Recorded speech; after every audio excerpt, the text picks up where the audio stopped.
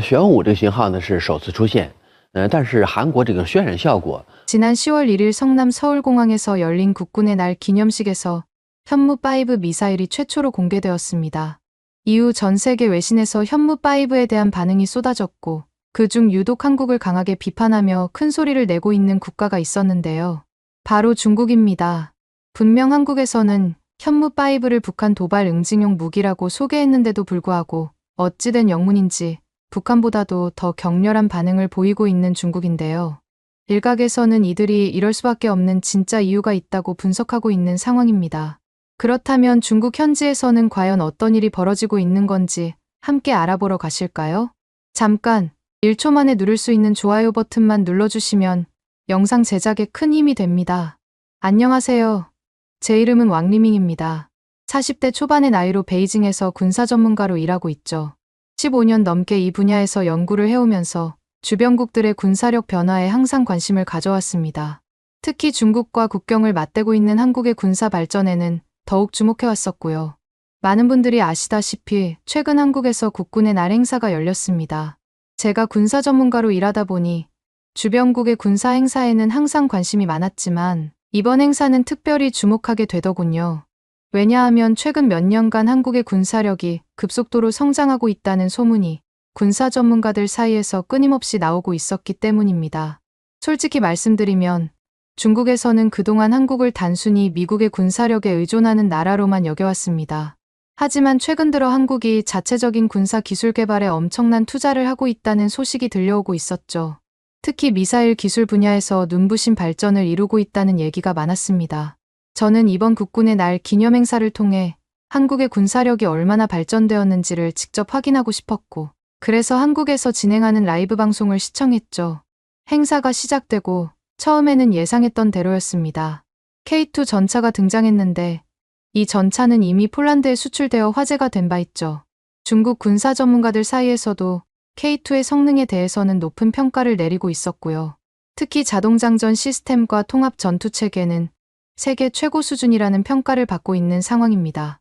이어서 K9 자주포도 나왔는데 이 무기 역시 이미 여러 나라에 수출되어 그 성능을 인정받고 있었죠.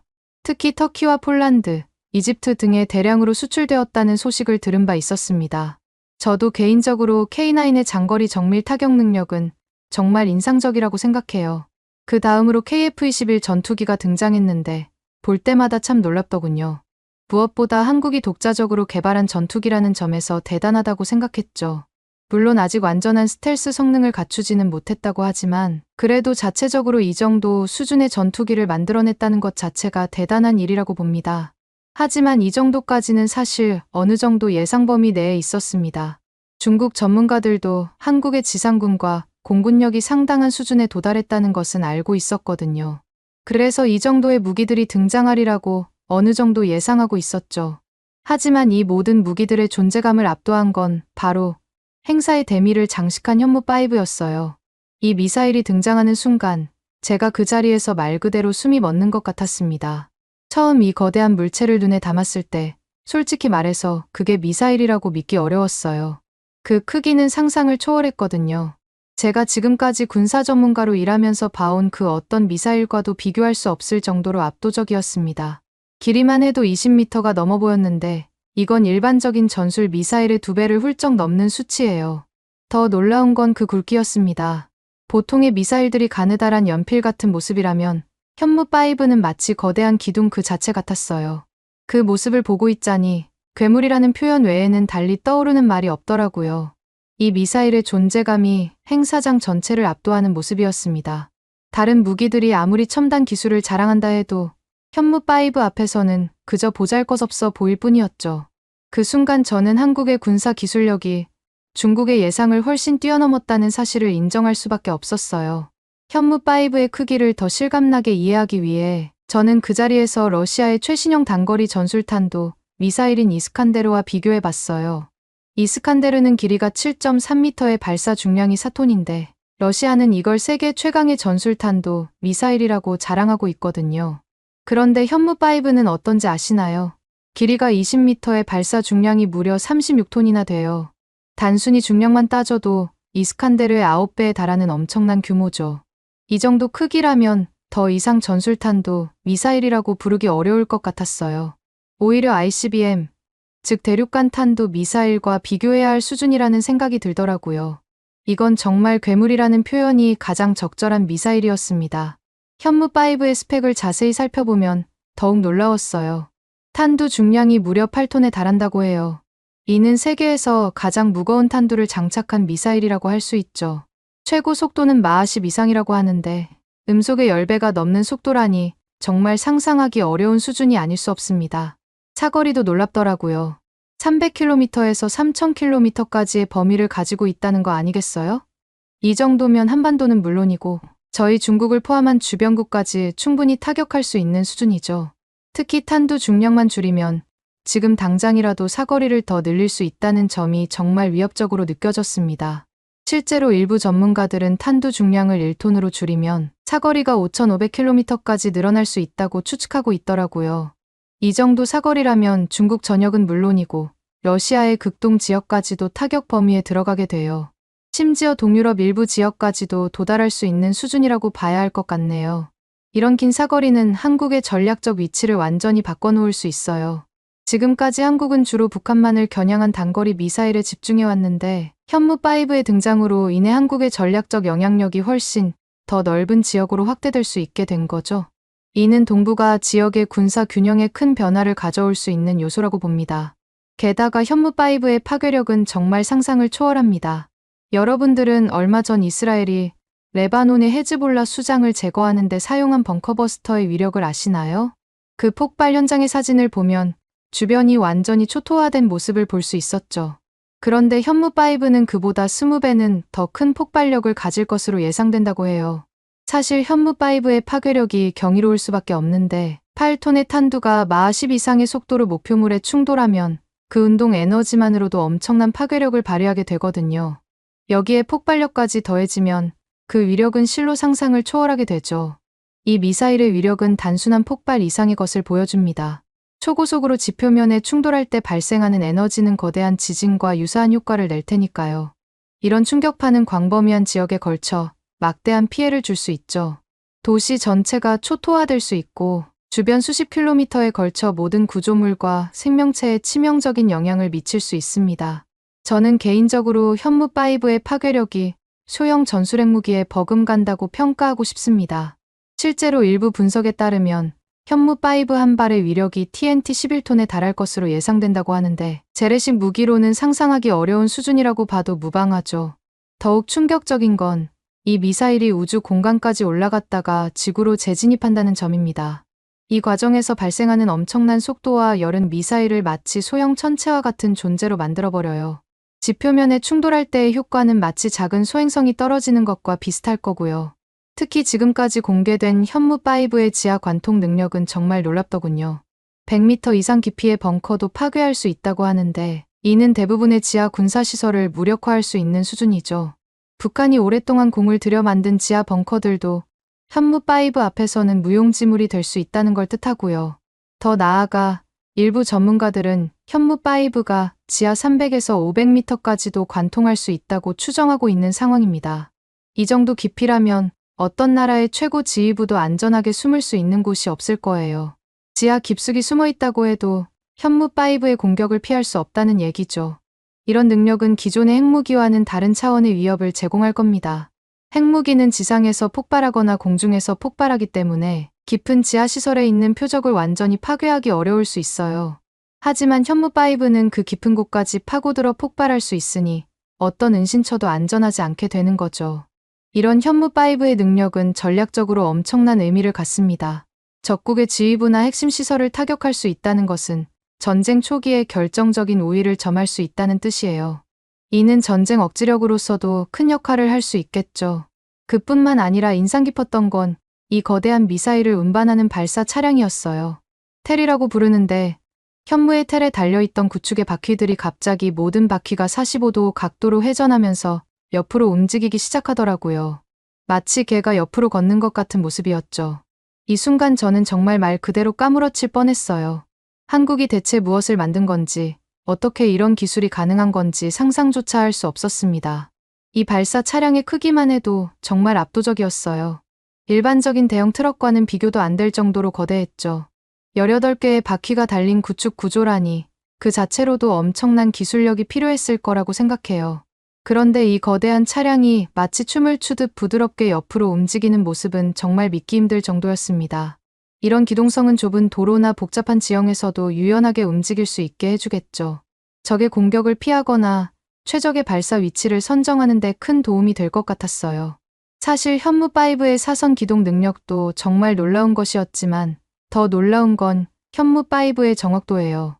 10m 이내의 오차로 목표물을 타격할 수 있다고 나와 있으니까요. 이 정도의 정밀도라면 민간인 피해를 최소화하면서 군사 목표만을 정확하게 타격할 수 있겠죠. 현대전에서 이런 능력은 정말 중요하다고 봅니다.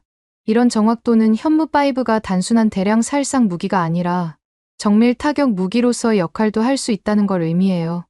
특히 북한과 같이 많은 군사시설을 지하에 숨겨둔 국가를 상대로 할 때 이런 정확도는 매우 중요한 요소가 될 거예요. 지하 벙커나 미사일 발사 시설과 같은 전략적 목표물을 정확히 타격할 수 있으니까요. 지금까지 공개된 현무5의 발사 방식도 굉장히 독특합니다. 콜드 런치 방식을 사용한다고 하는데 이는 미사일을 발사관 밖으로 먼저 밀어낸 후 공중에서 엔진을 점화하는 방식이거든요. 이 방식은 안전성과 은밀성을 높이는 데 큰 도움이 되죠. 일반적인 핫런치 방식은 발사 순간 큰 열과 연기를 발생시켜 적에게 쉽게 노출될 수 있지만 콜드 런치는 그런 위험을 크게 줄여주거든요.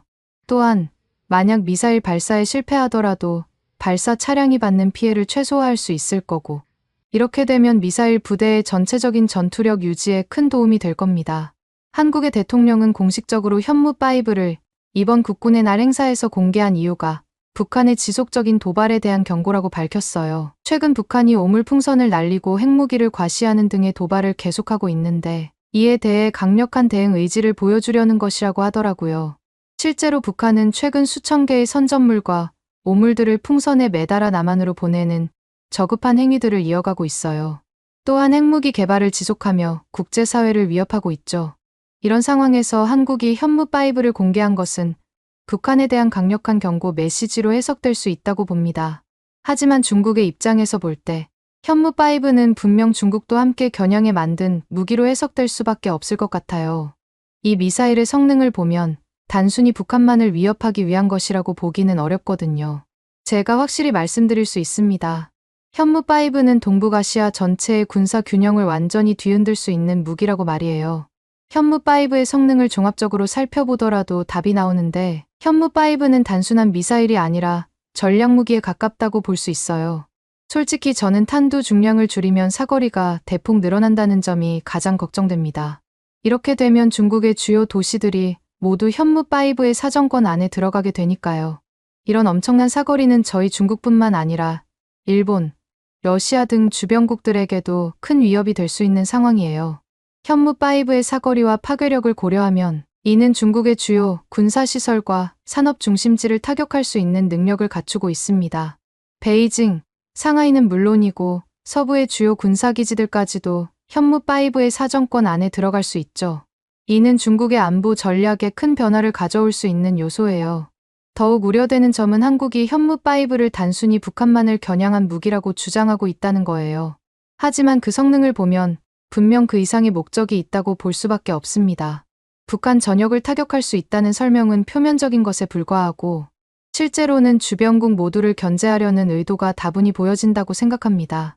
특히 충격적인 건 한국이 이미 수천 발의 미사일을 보유하고 있으며 계속해서 생산하고 있다는 점이에요. 이는 단순한 방어용이 아닌 공세적인 전략을 추구하고 있다는 증거로 볼 수 있죠. 심지어 미사일 수량이 너무 많아 보관에 어려움을 겪고 있다니 그 규모가 얼마나 큰지 상상이 되지 않습니다. 더욱 놀라운 것은 한국의 미사일 기술 개발이 현무 시리즈에만 국한되지 않는다는 점이에요. 최근 중국 정부 관계자의 발언에 따르면 한국이 전 세계 최초로 대전략급 재래식 무기를 개발 중이라고 하더군요. 이는 음속의 5배, 즉 시속 약 6,800km의 속도로 비행하는 극초음속 미사일을 의미하는데 머지않은 미래에 한국군이 보유하게 될 극초음속 미사일이 극초음속 ICBM 대륙간 현무미사일, 이번에 공개된 현무미사일을 기반으로 한 극초음속 미사일, 그리고 우주 발사체 기술을 활용한 새로운 형태의 미사일까지 3가지 종류가 있다고 하더군요. 놀라운 점은 한국이 이 모든 유형의 극초음속 대륙간 현무 미사일 개발 계획을 동시에 추진하고 있다는 거예요. 저희 중국 전문가 사이에서는 이 대륙간 극초음속 현무 미사일은 우주로켓 발사체의 추진력을 이용해 대기권을 돌파하고 우주까지 올라간 뒤 극초음속으로 활공하며 엄청난 속도로 하강해 목표물을 타격한다고 보고 있습니다. 이론상으로는 시속 24,000km 이상의 속도도 가능하다고 하니 정말 믿기 힘든 수준 아닌가요? 게다가 익명을 요구한 중국 국적의 한 군무원의 말에 따르면 이런 극초음속 미사일에 만약 전술핵이 탑재된다면 한국은 진정한 의미의 대전략급 무기를 보유하게 될 거라고 하더군요. 그 사람은 이런 무기의 속도와 파괴력 앞에서는 모든 종류의 방공망과 요격 미사일이 무력해질 것이라고 경고했습니다. 특히 마하 20 이상의 극초음속 탄도미사일은 전 세계의 모든 미사일 방어 체계를 무력화시킬 수 있다고 하니 그 위협의 정도가 얼마나 큰지 상상이 되시나요? 더군다나 한국이 합동화력함 도입을 추진하고 있다는 소식은 정말 걱정됩니다. 이는 육상뿐만 아니라 해상에서도 강력한 타격 능력을 갖추려 한다는 의미인데 이동식 미사일 기지와 다름없는 이런 함정의 존재는 한국의 공격 능력을 더욱 예측 불가능하게 만들 테니까요. 가장 놀라운 점은 한국군이 2027년 후반까지 극초음속 탄도미사일에 관한 기초적인 개발 계획을 완료할 예정이라는 거예요. 이는 현무5 탄도미사일 개발과 함께 병행될 가능성이 높다고 하니 한국의 미사일 기술 발전 속도가 정말 놀랍습니다. 북한의 반응도 주목할 만합니다. 그들은 한국의 이런 행동을 끝을 모르는 동족 대결이라고 비난하고 있어요. 하지만 이런 비난 이면에는 그들도 현무5의 위협을 심각하게 받아들이고 있다는 것을 알 수 있습니다. 더욱이 한국이 이런 강력한 무기를 보유하게 되면서 미국과의 군사 동맹이 더욱 강화될 가능성도 있어요. 이는 중국을 견제하려는 미국의 전략과 맞물려 동북아시아의 군사적 긴장을 고조시킬 수 있는 요인이 될 수 있죠. 더 무서운 건 지금까지의 추세로 봤을 때 현무5가 공개되었다는 건 한국의 국방과학연구소 지하실에는 이미 현무6가 완성 단계에 이르렀다고 볼 수 있다는 거예요. 한국은 항상 이런 식이었거든요. 뭔가를 공개할 때는 이미 그 다음 단계의 것을 준비하고 있었죠. 이런 한국의 패턴은 과거에도 여러 차례 확인된 바 있어요. 예를 들어 현무2가 공개될 때 이미 현무3의 개발이 한창이었고 현무3가 공개될 때는 현무4의 개발이 진행 중이었죠. 이런 식으로 한국은 항상 한 발 앞서 무기 개발을 진행해왔어요. 더욱이 한국의 미사일 기술 발전 속도는 정말 놀라워요. 불과 몇 년 전만 해도 한국의 미사일 기술은 그리 주목받지 못했는데 지금은 세계 최고 수준의 미사일을 만들어내고 있으니까요. 이런 빠른 발전 속도를 고려하면 현무6는 현무5보다 훨씬 더 강력하고 위협적인 무기가 될 가능성이 높아 보여요. 개인적으로 중국 사람 입장에서 볼 때 이런 한국의 행동이 정말 무섭게 느껴집니다. 미국에서 핵무기를 만들지 말라고 하니까 한국이 정작 핵무기보다 더 사용하기 편하고 실질적으로 더 위협적인 무기를 만들어버린 거잖아요. 누가 한국이 저런 일을 벌일 거라고 예상했을까요? 사실 핵무기는 그 파괴력은 엄청나지만 실제로 사용하기는 매우 어려워요. 국제사회의 강력한 제재와 비난을 받을 수 있고 환경 파괴 등의 부작용도 크죠. 하지만 현무5와 같은 고성능 재래식 무기는 그런 제약 없이 실제 전장에서 사용할 수 있다는 점에서 오히려 훨씬 더 위협적이라고 보고 있어요. 특히 현무5의 정확도와 관통 능력을 고려하면 이는 실질적으로 전술핵 무기에 버금가는 위력을 가진다고 볼 수 있죠. 게다가 재래식 무기이기 때문에 국제사회의 제재를 받지 않고 계속해서 개량하고 생산할 수 있다는 점도 빼놓을 수 없는 장점이고요. 더욱이 한국은 이미 핵무기 개발에 필요한 대부분의 기술과 자원을 보유하고 있어요. 고도화된 미사일 기술, 우수한 핵공학 기술, 그리고 충분한 핵물질까지 갖추고 있죠. 일부 전문가들은 한국이 결심만 하면 6개월 내에 핵무기를 만들 수 있다고 평가하고 있어요. 사실 한국의 핵기술은 상당한 수준에 도달해 있다는 걸 잘 알고 있습니다. 한국은 세계적인 수준의 원자력 발전 기술을 보유하고 있으며 이는 핵무기 개발에도 충분히 응용될 수 있는 기술이니까요.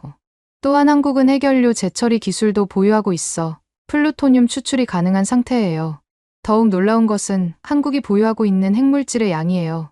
일부 보고서에 따르면 한국은 즉시 핵탄두로 변환 가능한 플루토늄을 4,000개가량 저장하고 있다고 해요. 이는 상당한 규모의 핵무기를 제조할 수 있는 양이죠.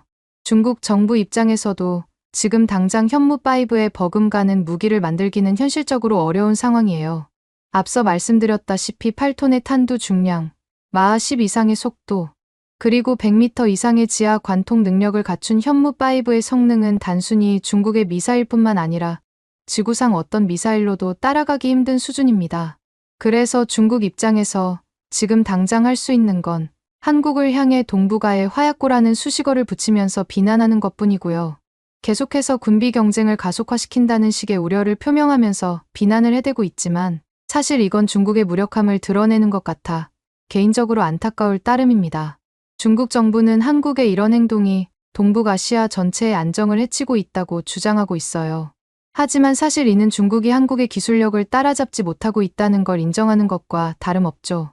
정부에서 이렇게 난리를 쳐댈수록 오히려 한국이 군사력을 키워내는 게 얼마나 중국에게 위협적인지 보여주는 반증으로 보입니다. 솔직히 작년에 현무뽀가 등장했을 때까지만 해도 한국이 이렇게 엄청난 괴물 미사일을 만들어낼 줄은 몰랐어요. 한국의 방산 기술이 이렇게까지 뛰어난 줄 몰랐거든요. 현무뽀도 이미 충분히 강력했는데 불과 1년 만에 현무5라는 더욱 강력한 미사일을 선보였다는 것은 정말 충격적이에요. 그래서 지금 중국 내부적으로는 이 사안을 아주 심각하게 보고 있어요. 계속해서 회의를 진행하면서 대책을 논의하고 있죠.